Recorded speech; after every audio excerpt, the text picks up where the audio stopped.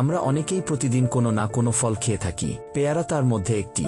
এখন বাজারে প্রচুর পরিমাণে পেয়ারা পাওয়া যায়। জেনে নিন এই গরমে অসংখ্য রোগ থেকে বাঁচাবে পেয়ারা। পেয়ারা একটি অত্যন্ত পুষ্টিকর এবং স্বাস্থ্যকর ফল। এটি খাওয়ার ফলে অনেক স্বাস্থ্য উপকারিতা পাওয়া যায়। পেয়ারায় ভিটামিন, মিনারেল এবং ফাইবারের পাশাপাশি অ্যান্টিঅক্সিডেন্টসও প্রচুর পরিমাণে থাকে। আসুন জেনে নিই গরমে পেয়ারা খাওয়ার উপকারিতা ও সতর্কতা।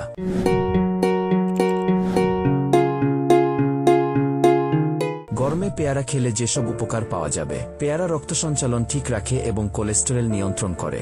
যারা হার্টের সমস্যায় ভুগছেন তারা নিয়মিত এই ফলটি খেতে পারেন।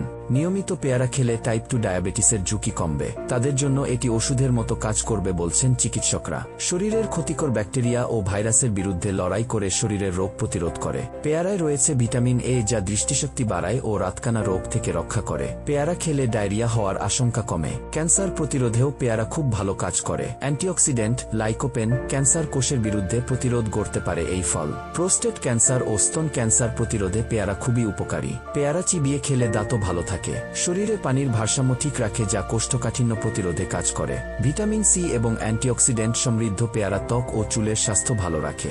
গরমে পেয়ারা খাওয়ার ক্ষেত্রে সতর্কতা। অতিরিক্ত পেয়ারা খাওয়া এড়িয়ে চলুন। অতিরিক্ত পেয়ারা খেলে পেট ফাঁপা বা হজমজনিত সমস্যা হতে পারে। পেয়ারার খোসায় বেশি পুষ্টি থাকে, তবে খোসা পরিষ্কার করে নেওয়া উচিত।